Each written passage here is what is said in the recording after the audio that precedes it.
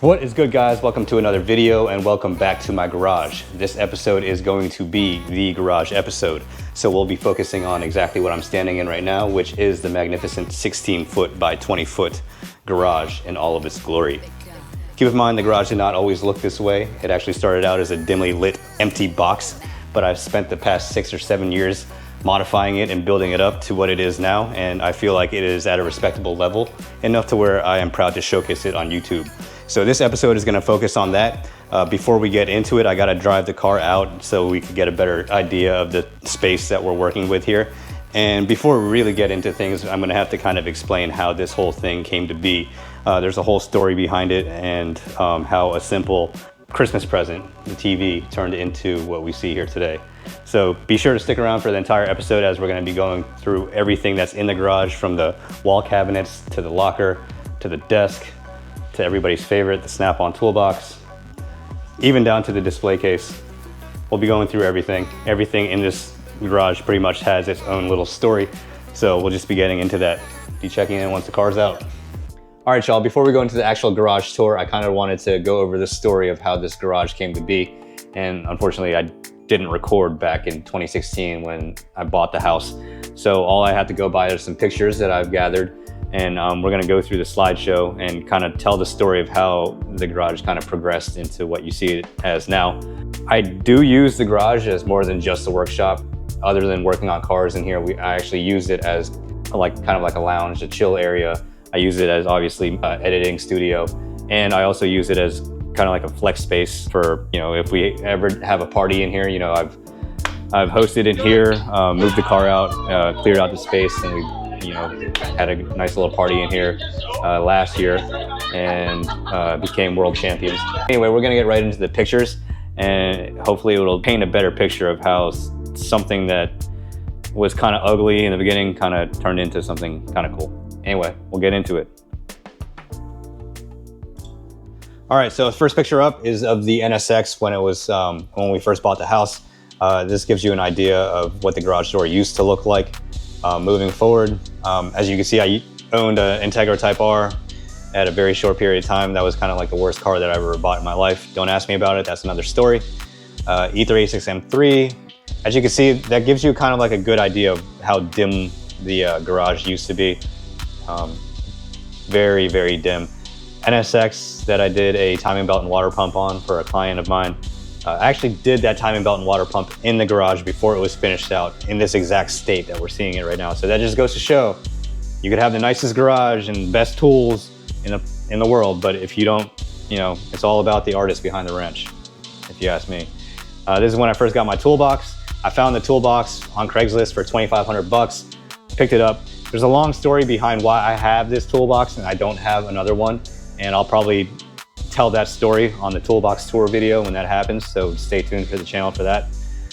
This gives you an idea of how cramped everything was, or still is, in the garage, but I did manage to fit 2 cars in here and park them for extended periods of time.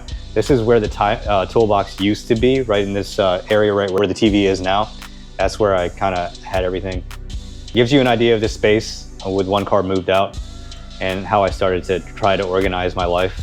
This is when I got my 997 Turbo, the first one, the black one, and the NSX went up for sale on Bring a Trailer. Porsche banner, famous Porsche banner that everybody sees. There's a kind of a story behind how I got that, but I'm not gonna go into that now and incriminate myself. So Megatron as a small cat. Gives you an idea of like the progression of that entire space right here. As you can see, it's just like a cluttered mess. I tried my best to organize everything with what I got. I built a makeshift shelf over here, and I would just throw stuff everywhere. And for the most part, as long as the toolbox was organized, I was fine. I was able to work. As you can see here, I don't know what I'm doing to the 997 or the black 997 here, but I think I might be fixing something in the back, maybe installing an exhaust or something. One point in time, I owned another Alpine White E36 M3 over Mulberry interior. I love that car. I found it on Craigslist in Arizona. I had it shipped to Maryland, and then COVID happened, and long story short, I was forced to sell it, put it up on Bring a Trailer, and it sold. I made a nice little profit, bought it for 13K, sold it for 20K, so not everything's terrible, but look at that thing. Love it. I need to buy another E36 M3. right here where we're sitting is where I put a gym, because as we all know, during COVID, they shut down all the gyms in every public place. So I said, all right, screw it, let me go build my own gym. So I bought a fold out cage and a bench and some Olympic weights, and I started working out in the garage. And then over here is where the garage, this is the point at which the garage started to take shape, its current shape. My wife had bought me a TV, the TV that's on the wall that we see now, for Christmas. I think the year of 2020 or 2021, I can't remember. And I said to myself, you know, yes, I have a TV for the garage now, but then I started looking at the garage. I was like, yo, the garage looks like shit. There's no way I'm putting a brand new, nice TV up in a garage that looks like ass. So I told myself, I'm just gonna take this section from this bulkhead forward. I'm gonna finish that out, and then I'll be proud to hang a TV on that wall. And so that's basically what I did and what we see here. Going through the pictures, moved everything out, did some drywall work, planned everything out with the lighting, hung the TV to get a good idea of where it would go. Did recessed cans, got some LED lighting from Amazon. Primer, paint, and then the finished faux brick wall is up. Put the toolbox back where it used to be, over there. And this is basically how the garage was for the next, I wanna say 6 months, maybe 8 months, maybe a year. Anyway, this is the garage in the lounge configuration that I used to have it at. So basically what I would do is I would fold in the workout cage, hang all the weights on the wall, and then I would transform it into a lounge where I would just hang out in here, drink my whiskey, watch my TV, and hang out with my car. And you know, that it stayed like this for, I wanna say, another 90 days. And then I went over to my friend's house, who has a Max Jack's lift, same exact lift as this. I went over there and I was like, dude, what is that? And he said, oh dude, it is Max Jack's lift. And then he showed me, he put his E36 M3 on there, lifted it up in the air. I was like, dude, I want one. He's like, yeah, you should definitely get one. I don't know why you don't have one. I mean, they're fairly inexpensive for a lift, you know, like just, you might as well just get one. Like, hell yeah, I want one. So he said, all right, go back home and drill a test hole in your concrete to make sure that these anchors that hold the lift down in place will bite into that concrete, because you need it. I think you need 4 inches is what Max Jack specifies. So I went home, took my hammer drill through the concrete, and it just blew out underneath. So I was like, all right, well, I know my concrete's not gonna sustain the weight and force that this thing exerts downward, especially when a car's lifted on it. So I said, well, I want a lift, but I can't use the concrete. So what am I gonna do? And what I did was I contracted concrete contractors to come in and tear out the existing slab and pour a new one. And that's what they're doing here. This was a commitment in itself. I was like, all right, well, there's no turning back now. I want what I want, and this is what I'm doing. This was a very loud day. They completely hammerjacked that thing out and then poured a brand new slab. I wanna say it's 3,000 PSI tensile strength, 6 inches thick, with rebar reinforcement running crosswise. I can't remember how far apart, but for this small space, I don't think it's spread apart very, very much. This is when it was finished out. And as you can see, the driveway also had to get poured also, because after they were done with the concrete in the garage, the gotcha moment was when I looked at the slab in the garage and there was literally a 3-inch step up into the garage from the driveway. I was like, what are we gonna do here? And they were like, well, we could build you a ramp. You what? Like, you're gonna build me a ramp? And dude, that's gonna look ghetto as hell. I don't want a ramp. He's like, well, the alternative is you pour a new driveway. And so I had to pour a new driveway. Gotcha. Another $5,000 there. In retrospect though, for the floor and the driveway, what I paid, it was 10 grand. So, you know, whatever. No going back now. And here's where I got the Max Jacks installed after it had cured for 30 days. Concrete cured for 30 days. I drilled the holes for the anchor bolts, and it was up. All right, so this is the last picture that I have of the garage when it was finished out with the fresh concrete and the Max Jacks installed. So what we're gonna do now is we're gonna go into the actual garage tour. I'll move the car out, and then we'll go through every item that's in here and the configuration that I have it in. All right. All right, y'all, so here it is, the garage in all its glory. What we're looking at is a space that is 16 feet by 20 feet, 20 feet long, 16 feet wide.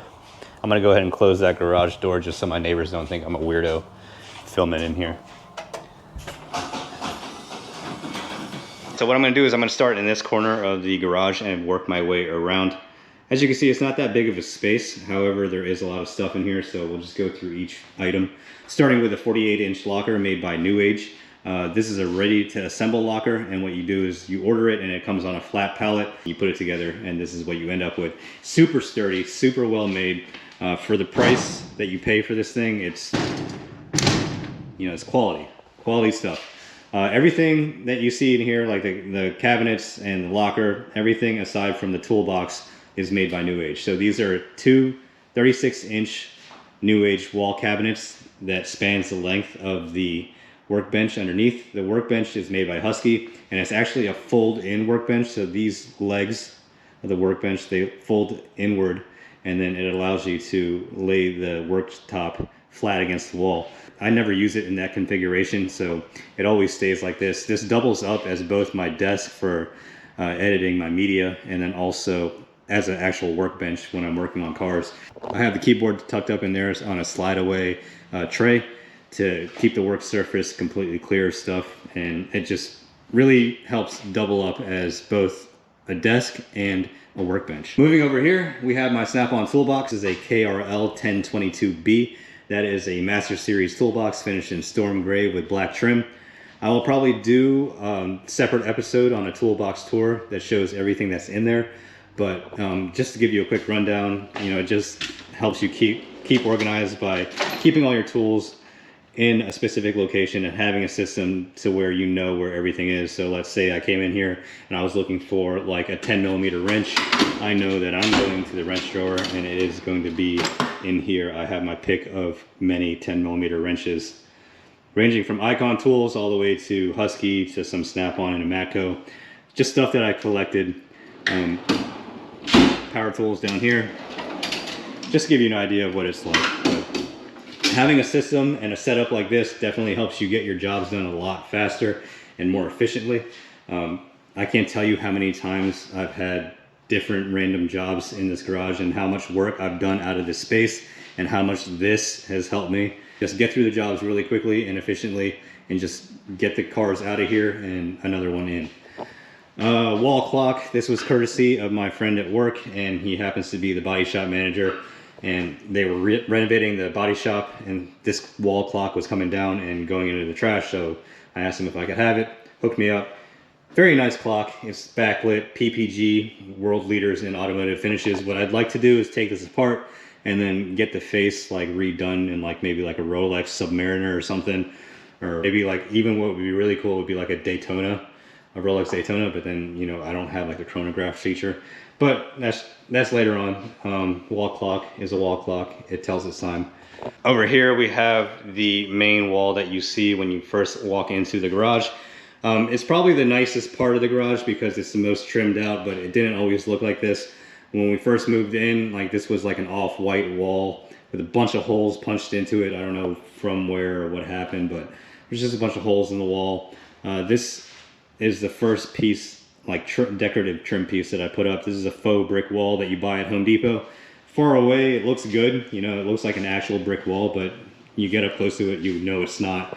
But there is an HVAC vent behind there that I can't really tamper with, so that's why that went up. I just didn't want to paint over drywall and make it too uniform. You know, I needed something like an accent wall to make it look kind of cool, and that's what I chose. Over here we have some decorative R997 Turbo in speed yellow, so it matches my car. Nice little touch there. BBS wall flag. Right in front of us, staring you right in the face, is my TV that my wife bought me for Christmas, and this is what sparked the entire build. As I went over before, if it wasn't for me getting this TV for Christmas, I don't think any of this would be here. I don't think this garage would be what it is right now.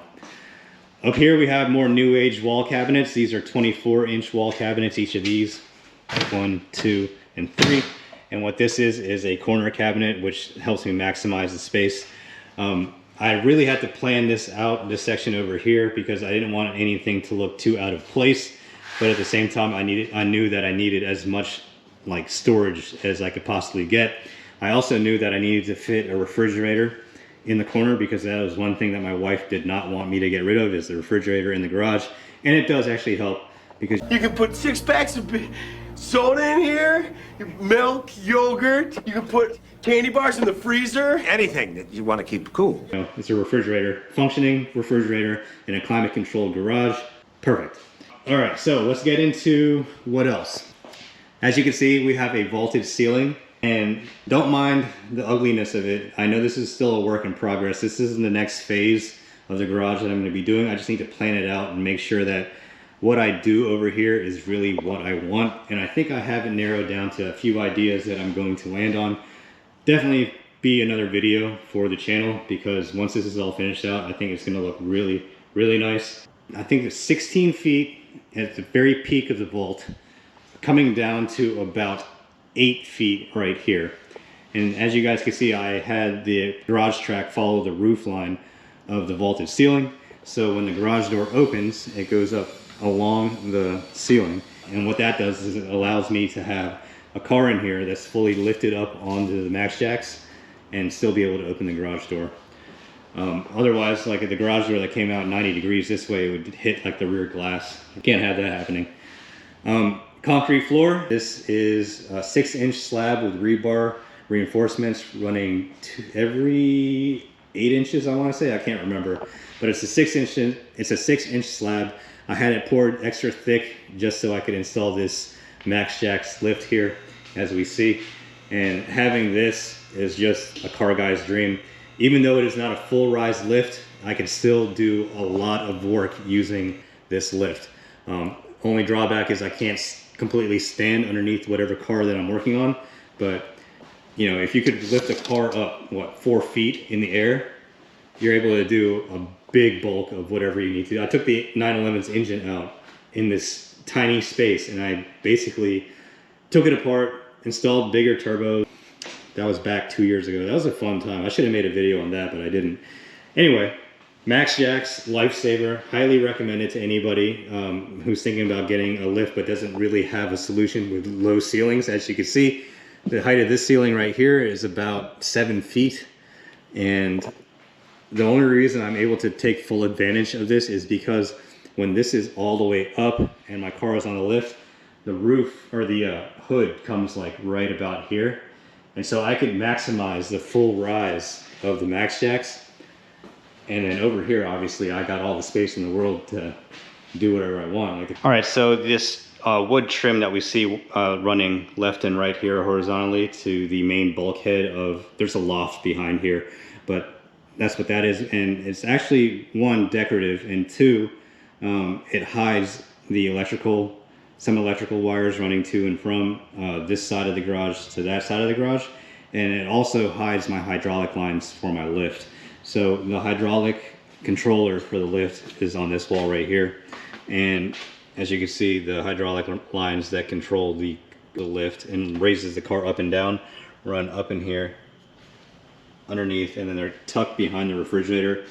And then the first line comes over here and ends up over here, coming into the column, into that thing. Now, to get the hydraulics over to this column, what I've had to do is run it from the controller down this wall, up through here, and run it along the bulkhead, and then down through the wall, and it comes out through here. And what I do every time I want to use a lift is I just do this number, plug it right in, and then we're good to go. I did at one point have the hydraulic line running from here up to there, but it just looked really bad. Honestly, it's just a lot cleaner. And then whenever the car is up and set on the locks, I'll unplug that thing and I'll just tuck it to the side. That way people aren't tripping over it walking through here. All right, so that's how the lift works and how I plumbed all my hydraulics. That was actually a big project, and over $500 worth of hydraulic lines and fittings from my local hardware and fitting store. But I think doing it this way and mounting the controller on the wall is a lot cleaner and more permanent, and I kind of like it that way. What we're gonna do now is go into every wall cabinet locker and show you everything that I have. As I said, the toolbox will be its own thing. That'll be a toolbox tour. But keep in mind, it looks nice and tidy, but everything in these cabinets is not like 100% organized. but it is kind of like put away and tidy. Especially when we get over there, that's kind of like a mess. I need to like reorganize that. But over here, we'll just start. We'll open this up. And what's in here is my car wash stuff and random things, household items. Got a first aid kit up there in case I ever bang my head on something or cut my finger on something. Makita cordless, wireless 18-volt vacuum cleaner. And I have my Milwaukee packouts that hold my detailing stuff, like drying towels. And what I'll do when I want to wash a car is I'll actually take this, clip it onto that, and carry this whole thing out to the driveway. That way it's just there and ready. Up here, obviously, it's just like a bunch of my chemicals, my Mosmatic gun, foam cannon, a bunch of other chemicals. In this pack out box is a bunch of chemicals that I don't often use, like leather cleaner. I actually need to put those back in there. And just other random things, solvents that I don't use. But it is all related to car cleaning stuff. Down here are my buckets. This is my hose reel with a 50-foot, no, it's probably a 100-foot Cobra Jet hose that I use to, pressure wash the car. And behind here is my Active 2.0 pressure washer we can't see. But it makes washing cars super easy because all you got to do is just connect it. Here, I'll show you guys. I will show you guys.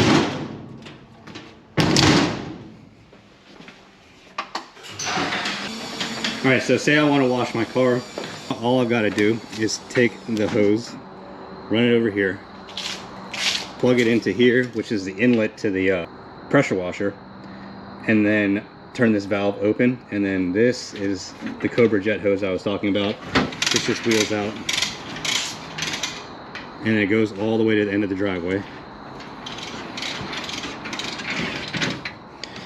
And then I'll come in here and then turn the Active 2.0 pressure washer on, and we'll be good to go. Quick and easy car wash. That's my car wash setup. All right, real quick, up here is just a bunch of random car parts and things that I don't really have any other place for. This is also Costco stuff, like cutlery, things that we don't have space for inside the house. This is kind of just also a mess, but I need to reorganize it. Look, there's my original piece. It's in there. Kind of embarrassing, but having things put away, more Costco stuff, paper towels, TP, in case another pandemic hits.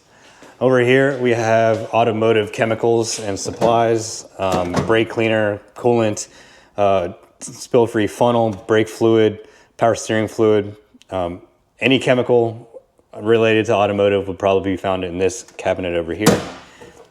In the corner cabinet, we have air filters I didn't even know about, my cooling pressure tester, my hand saw. I need to organize this. This is pretty embarrassing, but it is a nice little space because you got all that depth to just throw whatever in here. Look. Okay, I'm gonna close that. It's embarrassing. Over here is even more embarrassing. More random chemicals, screws, self-tappers, twine. Oh wait, no, this is if you know, you know. Yeah, just random stuff. Over here is probably, I think this is oil, funnels, Pentazine, power steering fluid, and more random stuff. As I said, this whole corner needs to be organized, but the main things in the garage work, which means the toolbox is organized and tidy, and I know where everything is in there. The locker is pretty tidy. I could wash a car if I wanted to do something real quickly.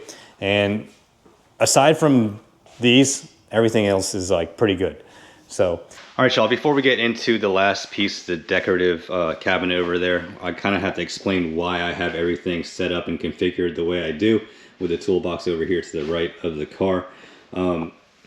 Basically, if I had put this toolbox back over where it was before, the sheer depth of this thing, it would not allow me to open these drawers all the way, especially the lower ones, without hitting a car or hitting the car. Long story short, I do a lot of work out of this garage, specifically on Honda and Acura vehicles. And as we all know, aside from the NSX, all Honda and Acura vehicles have their engines in the front. And so I knew that if I was underneath the hood of a car in this area right here, like I need as much property as I could get. between the front of the car and behind me. And so this was the only logical spot for this. And once I knew where the toolbox was going to go, then everything kind of just like fell into place. And so that's why I have it set up the way I do. And honestly, this setup and this configuration breeze through cars fast. But yeah, that's why I have it set up the way I have it set up. And we'll just get into the last piece right now. All right, y'all. So the last piece that I have to show everybody is the display case. This is strictly decorative, and I know that I said before that everything in the garage, aside from the toolbox, was made by New Age. However, this is from IKEA, and the reason I picked it is because of the industrial look that it has. It's constructed out of metal. I'm pretty sure it's aluminum, and it's got the see-through doors in it, so we'll just open them up and see what I got in there. It's just some random things that I've collected throughout the years, and it just kind of reflects my personality. The reason why I chose to have a decorative piece like this in the garage is because I think that if a garage is attached to the home, it should be inviting and should be warm rather than being completely sterile and laboratory-like. Simply because if the garage is attached to the home and you finished it out, I think that you'd kind of want to be in there and you want to hang out in there. And to me, I don't think hanging out in like a completely laboratory-like sterile environment is somewhere where I would want to hang out. It would kind of remind me of hanging out in a hospital. And so that's why I have something like this, and it's just filled with random things that I use as decoration, you know, like my Rolex boxes, old Snap-on swag, like that little car up there, old cameras, some movies that I really like, Rounders. I love that movie. I have yet to open that, but Legend of Zelda, I'm a big Legend of Zelda fan, and when that came out, I bought it in Zippo lighters. Down here, we have Snap-on swag from my Snap-on representative that he just passed along to me. These are mugs from the 80s, and I think they're pretty cool. There's another one over here. This one is April from 1987, holding an impact gun. Very nice, very nice. Snap-on drinking vessel that's shaped like a socket. It's kind of cool. This is a puzzle. If you could solve this, I'll give you $5. I solved it like 12 times. Anyway, more Rolex boxes, Snap-on bottle opener. Close this up and move over here to this display case. These are my accolades from my tenure at American Honda, working for Acura. My NSX training book, when they first came out with the NC1 NSX, they sent me to training, and that was a crash course in the car because it was a new model back then. Master certification, 20 years, plaque, NSX powertrain. That was an awesome course. If I could do any other course again, it'd be doing the NSX powertrain training. I wish I could do that again. I don't even know if they have it anymore. Old Snap-on wrench. You could tell it's old because of the font on there. Patches. Down here, we have decorative skate decks. E36 M3, obviously. I've got a soft spot for the E36 M3. I love that car. I want another one. It's just finding one that's clean for a decent price is proving to be kind of hard right now. Old BBS center caps that I'll probably swap back and forth between. I don't remember what deck this is, and I don't really want to flip it upside down because I know just everything will just fall over. But both of these are Garage Welt. And so is this one over here. This is the Garage Welt Motorsport deck that is Ayrton Senna's McLaren MP44. Love this car and that whole turbo era. Love Ayrton Senna. Big motorsport fan, and so I picked up this deck, and now it graces my garage. Over here, we have the sound setup. It's just a Sony soundbar with the subwoofer down there. Sony PS4, we got a PS5, and the PS5 is inside now, and so I moved the PS4 out here. I haven't even hooked that up. But honestly, I don't really watch movies out here. I have a home theater inside. For here, I'm just watching YouTube. I'm listening to music and things like that. Down over here, we have my air compressor. And honestly, I have moved away from air tools. The only time I ever use an air tool is for like an air hammer and compressed air for blowing things out. So I didn't really need a full-fledged, like full-size air compressor, which is why I went with this one. This thing is silent and it gets the job done for what I need. That's about it. That's about how I have my garage set up. And I think we've gone through everything and we'll just go into the final thoughts. All right, y'all, I hope you enjoyed today's episode and the build breakdown and garage tour. We've gone through pretty much everything in the garage bit by bit. I had fun doing this one. Stay tuned for the toolbox tour, which will be coming up next. If I had tried to include that in this video, it would have been like 12 hours long.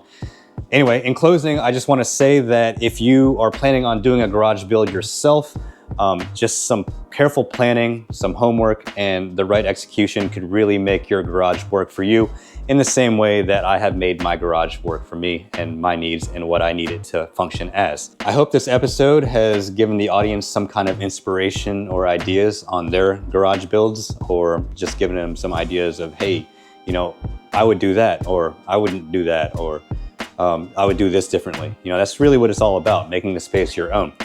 So with that being said, I'm just gonna end this one here. Until the next one, peace.